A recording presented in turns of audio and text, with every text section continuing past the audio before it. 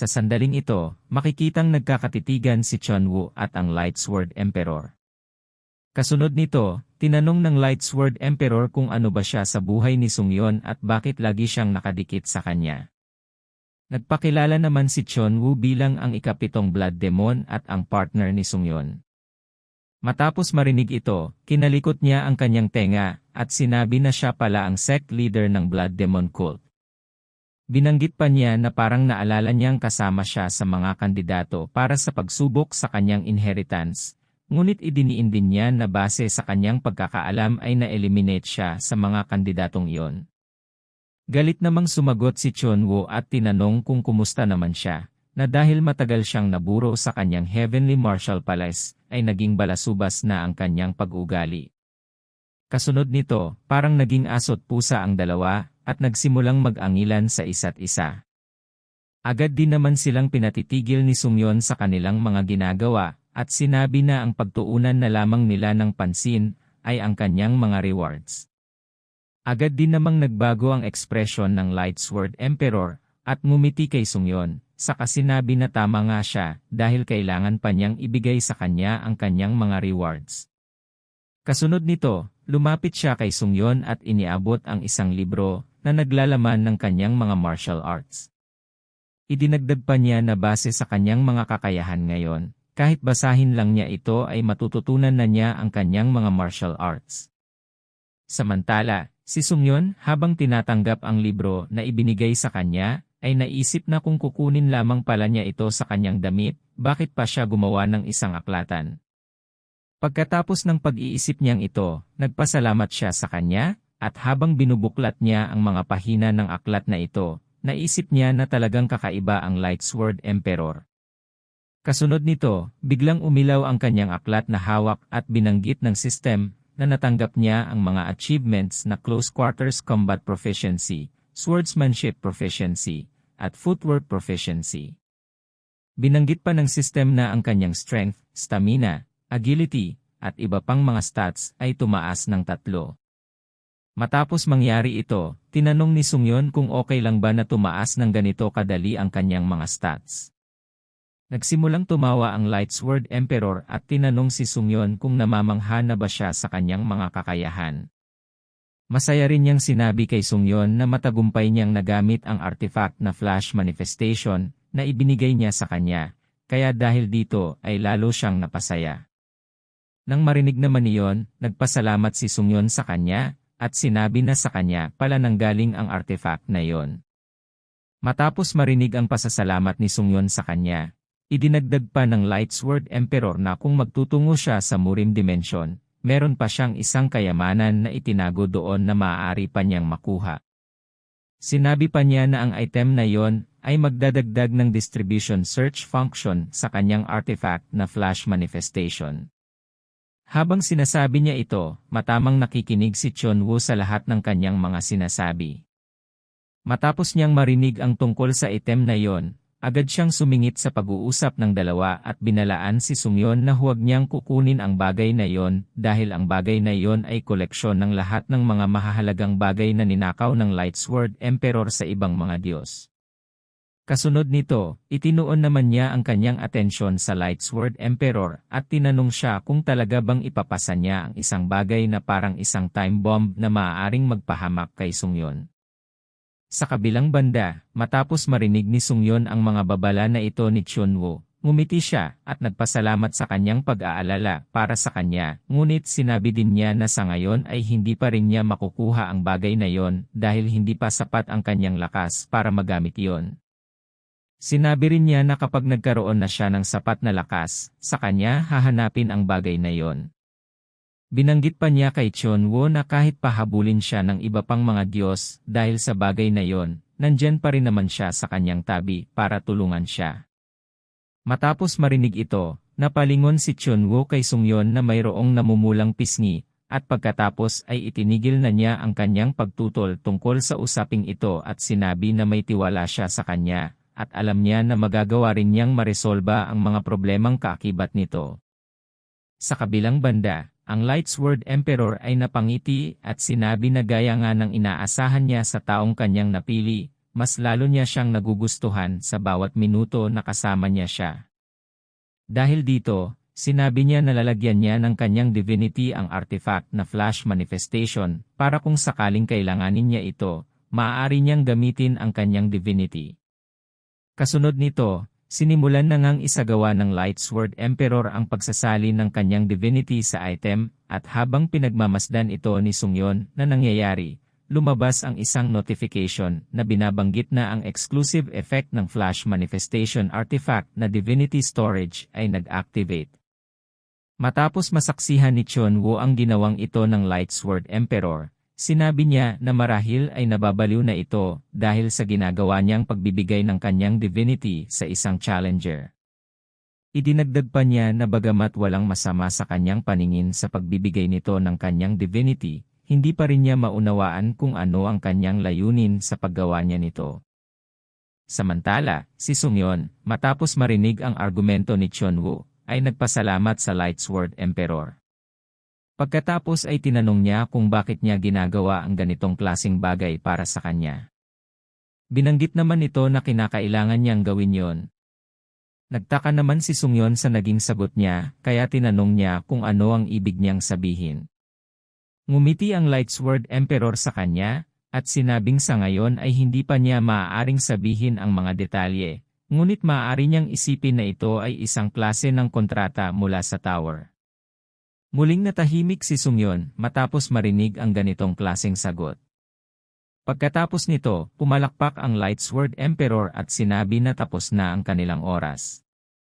Kasunod nito, mabilis na nagbago ang kanilang paligid. Habang nangyayari iyon, masayang sinabi ng Lightsword Emperor na gamitin mabuti ni Sungyon ang kanyang Flash Manifestation Artifact na ibinigay niya. Kasunod nito, sinundan ito ng pagbati ng system dahil sa kanyang matagumpay na pagkumpleto ng ika-17 floor trials. Binanggit din ng notification na ang mga reward na kanyang matatanggap ay ni-transfer na sa kanyang inventory, kaya magtungo na siya sa itinalagang waiting room. Pagkatapos nito, pumasok na siya sa ika-18 floor waiting room. Kasunod nito, sinalubong siya ng isang pagbati, at binanggit na ang mga kondisyon ay nasatisfied na.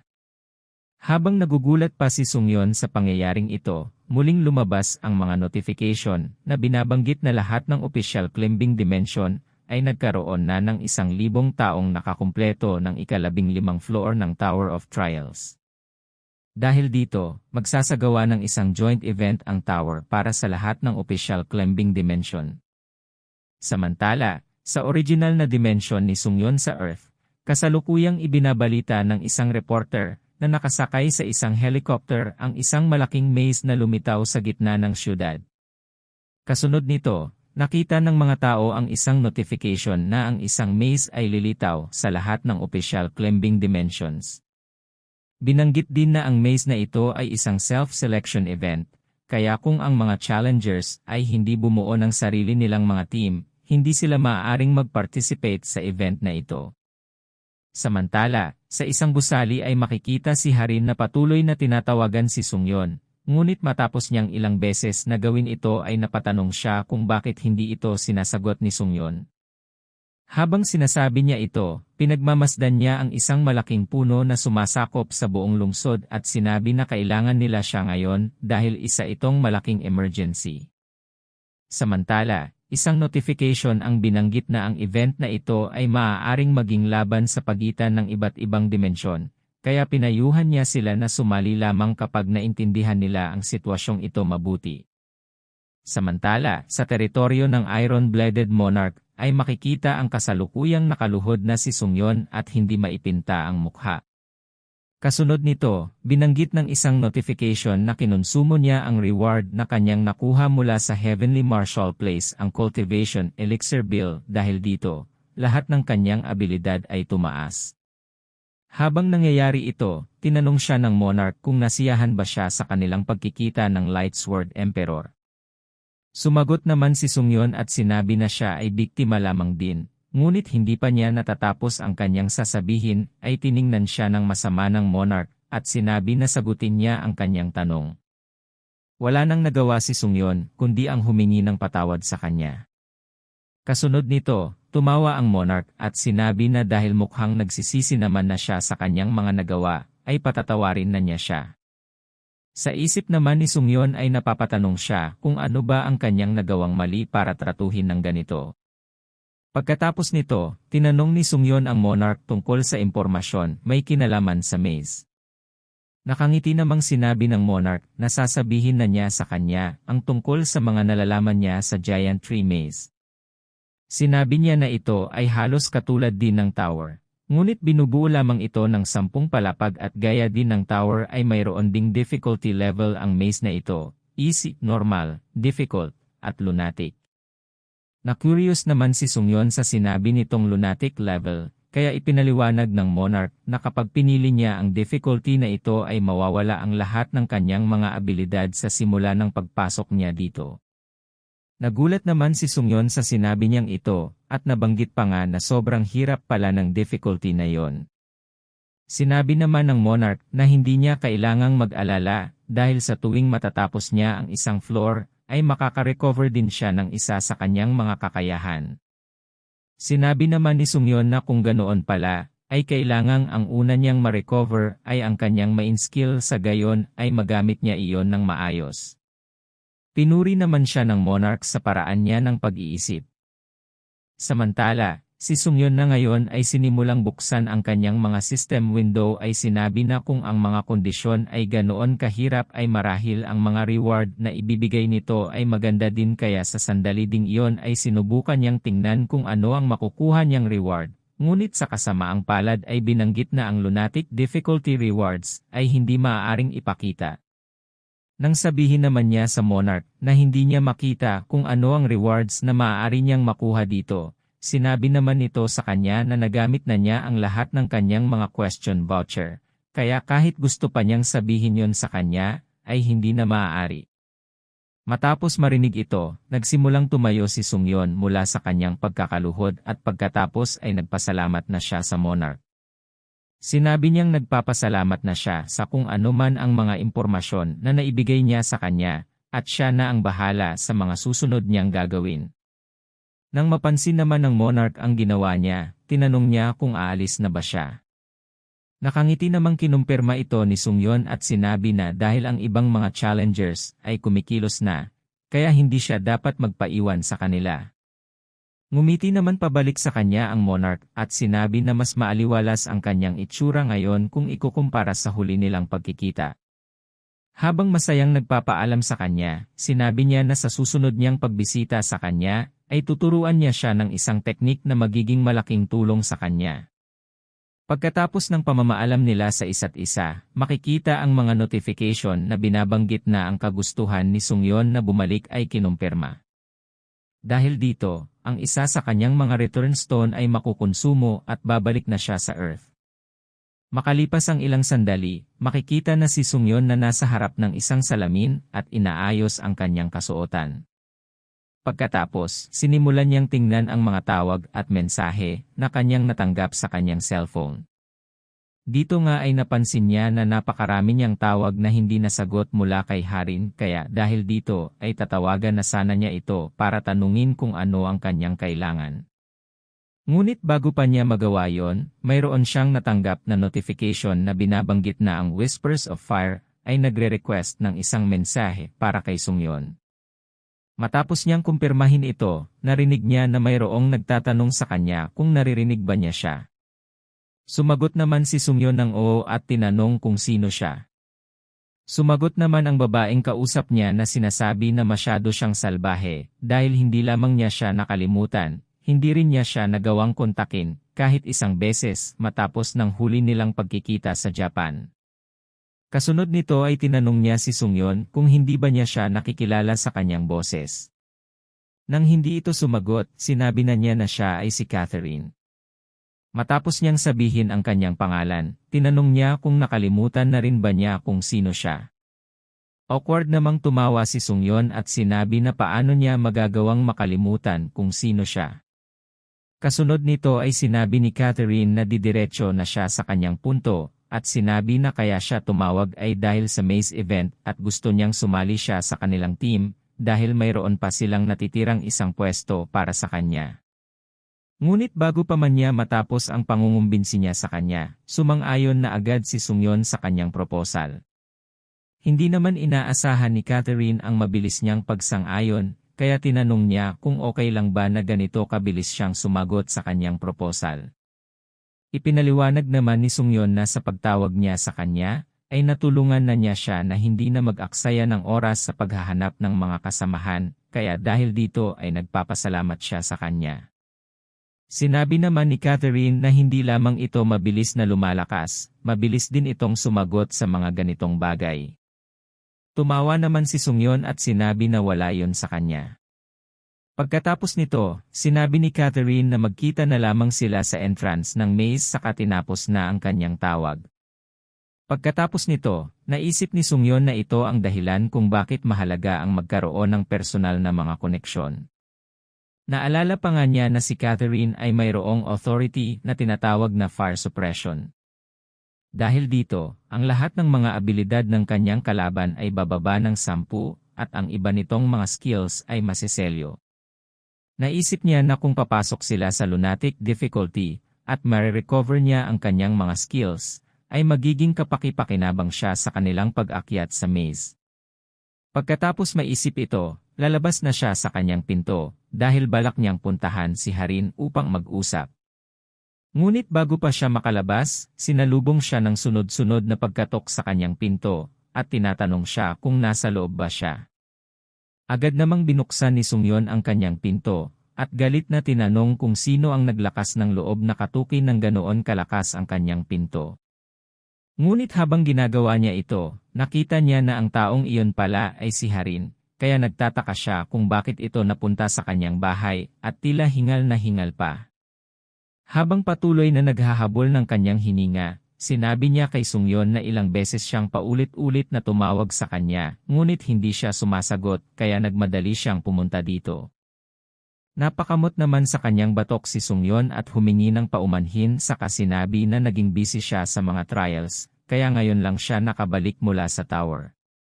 Kasunod nito, tinanong niya kung paano niya nalaman ang kanyang tirahan. Proud namang sinabi ni Harin na laging mayroong paraan.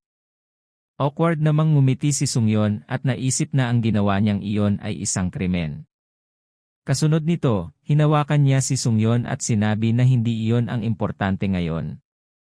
Habang hinihila niya palayo si Sungyeon, sinabi niya na kasabay ng paglitaw ng maze, ang mga top challengers ng bawat bansa ay nagsimulang pumunta dito para kausapin siya at himukin na sumali sa kanilang mga team. Idinagdag pa niya na ang kanyang tirahan ay kumalat na kaya marahil ang mga ito ay patungo na ngayon dito. Sinabi pa niya na ang ginawa nilang iyon ay isang krimen. Napapangiti naman si Sungyeon dahil naisip niya na hindi rin naman siya naiiba sa mga ito. Matapos silang makalabas sa gusali, nagulat sila nang makita ang malaking bilang ng mga challenger sa lugar na nag-aabang na sa kanila.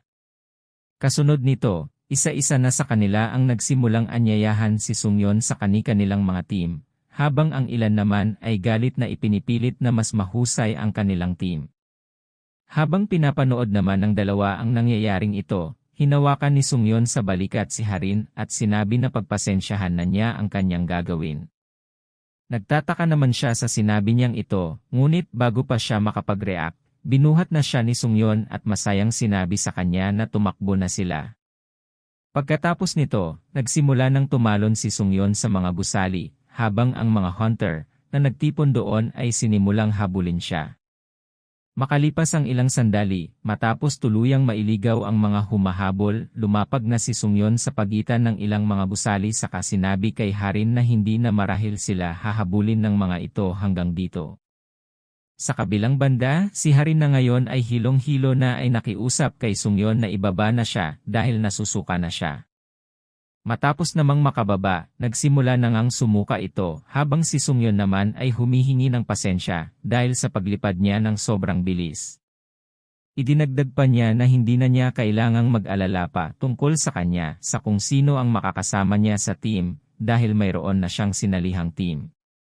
Matapos ang pag-uusap nilang ito, Umalis na si Sungyeon at kalaunan ay dumating na siya sa harapan ng entrance ng Giant Tree Maze.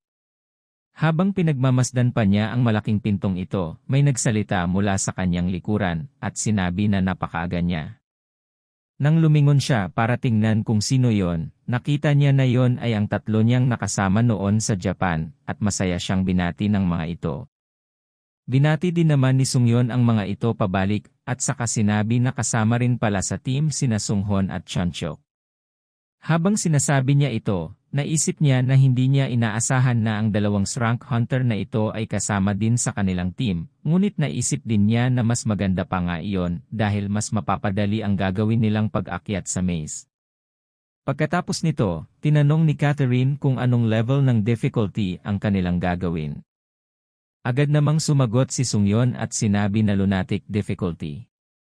Bagamat hindi nila maaaring makita ang mga reward na maaari nilang makuha dito, naniniwala siya na magiging maganda iyon dahil mataas ang difficulty nito. Samantala, ang kanyang mga kasamahan ay nagsimulang pagpawisan at sinabi na gaya nga ito ng kanilang inaasahan sa kanya. Matapos nito ay sumang-ayon din sila. Kasunod nito, sinabi ni Catherine na nagpadala siya sa kanya ng invite code at kailangan lamang tanggapin ito ni Sungyeon bago sila pumasok. Matapos tingnan ni Sungyeon ang kanyang system window, nakita nga niya ang team invite code at pagkatapos ay tinanggap na niya ito. Kasunod nito, binuksan na ni Sunghon ang pinto at nagsimula na silang pumasok sa loob. Ngunit bago pumasok, nagsalita si Chunwoo at tinanong si Sungyeon kung papasok na ba sila sa maze. Kinumpirma naman ito ni Sungyeon at sinabi na dahil lunatic difficulty ang kanilang pinili, pansamantala muna silang magkikita dahil sa effect ng lunatic difficulty. Sinabi naman ni Chunwoo na maiinip siya, ngunit sinabi ni Sungyeon na hindi niya kailangang malungkot dahil sa tuwing makaka-clear sila ng level, unti-unti rin niyang marirecover ang kanyang mga skill at authority. Nagagalit namang sinabi ni Chunwoo na wala naman siyang sinabi na malulungkot siya, ngunit bago pa niya ito matapos ay pinutol na siya ni Sungyeon at sinabi na papasok na siya. Kasunod nga nito, pumasok na si Sungyeon sa loob ng maze, habang naririnig na sinasabi ni Chunwoo na huwag niyang putulin ang kanyang sasabihin at hintayin siyang matapos sa kanyang pagsasalita. Abangan ang susunod na kabanata. Maraming salamat sa lahat ng mga nanood, at kung hindi ka pa nakasubscribe ay pasuyo na lang Lods, malaking tulong na yan para sa channel, at kung hindi naman kalabisan ay pa-like, comment, at share na din po, para mas marami pa ang makapanood. Maraming salamat, at see you on our next video. God bless you all.